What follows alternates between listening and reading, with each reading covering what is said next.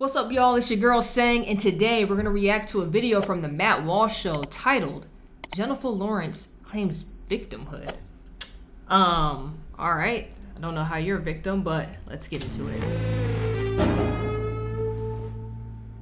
Today we canceled Jennifer Lawrence, who's a Hollywood actress, been mostly out of the spotlight since starring in a series of flops over the last several years. Now she's attempting to get back into the spotlight again in the run-up to the release of her latest film. And having scrupulously studied other Hollywood actresses, Lawrence knows that the best way to get the attention back on yourself is, of course, to play the victim card. The fact that she has a net worth of like $160 million does not at all hinder her in her access to the victim card. It's quite the opposite, in fact, as we will see. In an interview with Vogue magazine, Lawrence runs through her list of woes. Now, she begins with something that truly is tragic and terrible, and yet she manages to find the least sympathetic possible way to talk about it. So she says that she's suffered miscarriages. Miscarriages are an awful thing. Yeah, we've been through that in my family as well. But then she quickly adds that she was planning to abort the first miscarriage anyway. In fact, she frames the whole conversation around the Dobbs decision, explaining that the recent birth of her first child somehow has made her even more steadfast in her support for abortion. She says, quote, "I remember a million times thinking about it while I was pregnant, thinking about the things that were happening to my body. And I had a great pregnancy. I had a very fortunate pregnancy. But every single second of my life was difficult, or rather different. And it would occur to me sometimes, what if I was forced to do this?" What kind of thought process is this to have? This don't make no sense. She revealed she had 2 miscarriages, and then she's just like, "Oh, I was gonna abort the first one anyways." What a weird thing to bring up. First off, why are you even talking to? What's the point of even bringing up if you was gonna abort it? The kid was gonna be gone regardless in your eyes. And then the second one, or I guess not the second one, but I guess the kid she has now. I remember a million times thinking about it when I was pregnant. I had a great pregnancy. I had a very fortunate pregnancy. But every single second of my life was different. Thought about it a million times. It's like, imagine being her kid and they get older and they see this and they be like, "Wow, you thought about getting rid of me the whole time you were pregnant with me? What's wrong with you?" That's such a weird thing. So you didn't even want the kid. You didn't want the weirdos. Now, it's really hard to even fathom the derangement in a statement like this. Right. Lawrence was pregnant with a child that she says she wanted, and yet took solace in the fact that she had the option to kill him. It's just the sort of thing that a person should not feel comfortable saying out loud, but many such things are said out loud in a culture devoid of shame. Lawrence then goes on to attack her own family, speaking of being shameless. Reading from the report in Variety, it says, according to Vogue, much of Lawrence's disappointment over Roe v. Wade began being overturned is, quote, directed at certain relatives back in Louisville, Kentucky, where she'd grown up, including her father. The actor had been trying to repair the family rift after giving birth. Then the Supreme Court ruling was made official and complicated matters. Lawrence processed her family drama in therapy. Quote, "I just worked so hard in the last 5 years to forgive my dad and my family and try to understand it's different. The information they're getting is different. Their life is different," Lawrence said. "I've tried to get over it, and I really can't. I just can't. I'm sorry, I'm just unleashing, but I can't F with people who aren't political anymore. You live in the United States of America. You have to be political. It's too dire. Politics are killing people." She says, "I don't want to disparage my family, but I know that a lot of people are in a similar position with their families. How could you raise a daughter from birth and believe that she doesn't deserve equality? How?" Wait. So she went to therapy with her parents and she disowned them or not talking to them because they don't believe in miscarriage? Hello, if they believed in that, you wouldn't be here worth $160 million. Like, did you have a good childhood? Did they raise you right? Like, were they abusive to you or what is this? You're just like, I can't. Roe v. Wade just reminded me of my parents not believing in abortions. What? She sounds stupid. What are you talking about? If they believed in that and aborted you, you wouldn't. Oh, wow. She doesn't want to disparage her family, but she will.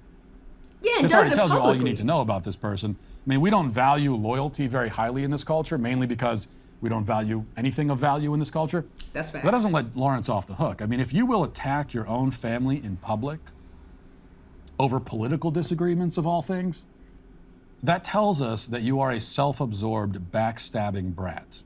Well, you know, I have a lot of titles and accolades. Man, imagine raising your daughter. You give her everything, and she's just like, yeah, you know, I love you guys, but I gotta disown you because you don't agree that women should have abortions. How wild is that? How wild is that? Matt, I'm gonna have to skip your ad though. My God, it's about.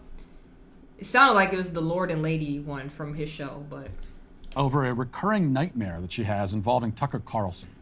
Then in the same interview, she, for some reason, confesses that she had her first political awakening moment by watching 30 Rock.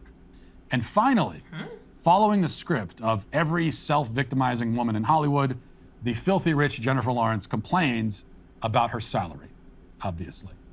She says, inequality is something, this is reading from Vogue again, or Variety. Inequality is something Lawrence has had to contend with in Hollywood too, where she has often been paid lower than her male co-stars. The Sony hack revealed that she made far less than the likes of her male co-stars on American Hustle, while reports reveal in 2021 that she earned $5 million less than Leonardo DiCaprio on Don't Look Up, despite sharing top billing with him. Lawrence told Vogue that all actors are often overpaid, but that doesn't make the pay gap any less frustrating. okay, so I have a very easy explanation for this, okay? You following me? You made $5 million less than Leonardo DiCaprio because it's Leonardo DiCaprio, okay? He's a star. He sells out. Every movie you put him in, and he's the lead guy, it's gonna sell, okay? He's that guy. You're not. Can you imagine if somebody said, this new movie's coming out this fall, blah, blah, blah, starring Jennifer Lawrence. You think it's gonna put up the numbers that Leonardo DiCaprio put up numbers if she's the leading lady and like you don't know anybody else in the cast? No, that's why you made $5 million less.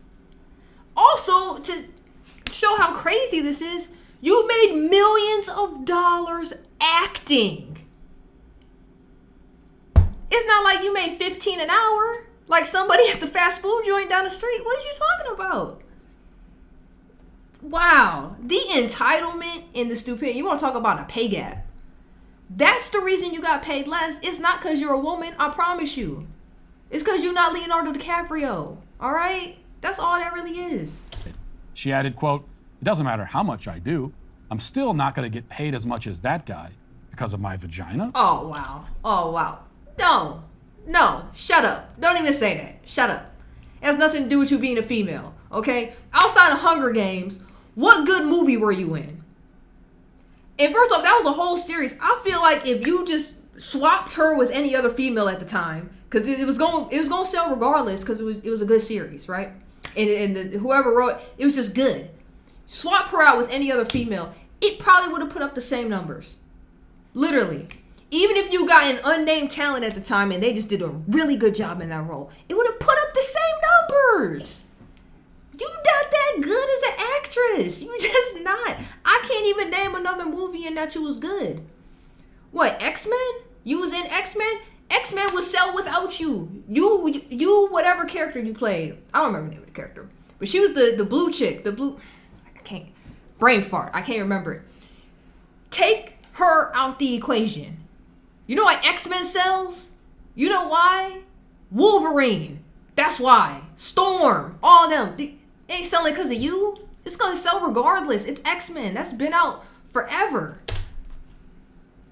Well, no, Jennifer, it's not because of your vagina. It's because people are more likely to see a movie for Leonardo DiCaprio than for you. I just said that. People will actually pay for a ticket because they want to see DiCaprio in a film. People Thank you. Me and Matt are right here. Right here. Me and Matt, right here. will do that. I'm not sure anyone has ever purchased a ticket just because they want to see Jennifer Lawrence in a film. And I think she's a talented actress. I just don't think people are going to the movies to see her. Thank you. Now, technically, Thank her you. films have grossed billions of dollars at the box office, but that's almost entirely due to Hunger Games and X-Men. And those are both franchises that... I I just said that. That's crazy. That's crazy. I just said that. Would have had the same success with literally anyone else in her roles. That's the beauty of franchise films as far as movie studios are concerned. Just like plug anybody in and they'll make $1 billion. Now we should also note that Vogue conducted this interview with her first at an exclusive spa in Santa Monica, and they had a follow-up at Lawrence's mansion in Beverly Hills. Oh, in her mansion. Oh, yeah. Oh, she's so oppressed. So oppressed. So this is the perfect picture of modern victimhood. You have a rich and famous actress lounging in her mansion, wearing a bathrobe, which was what she was wearing for the interview apparently, while complaining that she's oppressed by the patriarchy because one of the top actors in the business made a few $1 million more than her on a film that wasn't any good anyway. I think there is actually, for the rest of us though, an important lesson in this. Now, we know that spoiled and pampered people like to claim victimhood for themselves, and we know they do this partially to virtue signal, partially for political points, partially because it's simply an internal reflex that they barely understand themselves. But at a deeper level, I think the constant self-victimization of extremely comfortable people who live luxurious lives only goes to show that hardship and struggle are really necessary components of a full and healthy life. They're so necessary that when a person is insulated from hardship, they begin to desire it, they want it. They make almost a fetish out of it. A life of unending comfort seems meaningless to them, and so they find ways of convincing themselves that they're persecuted. You know who else does this? The pronoun people. They do the same exact thing that he's talking about right now. And they do this, of course, without actually sacrificing any of the comfort, because they could give up all the comfort and then really experience the hardship, but they don't want to do that. Facts. Their commitment to suffering only goes so far. Facts. But it does go to show that perhaps real hardship is not always something to be avoided. Because the people who succeed in avoiding it entirely only end up wishing that they still had it. And then they end up embarrassing themselves, as Jennifer Lawrence has done here. And it's why she is today finally canceled. Well, I hope you enjoyed. Another W Matt Walsh take. Hey, if y'all want to see me react to more videos like this, make sure to hit that like button, comment, hit that subscribe button, hit that notification bell so you never miss when I drop a video. And my social media is down there too, in the description box. My links. Go ahead and follow me on there, because if I do happen to miss a video, because I try to drop daily, but if I do happen to miss a video, I explain on my social medias what's going on and why nothing will be up for like a day or so. So, with that being said, you already know who it is. It's Sang.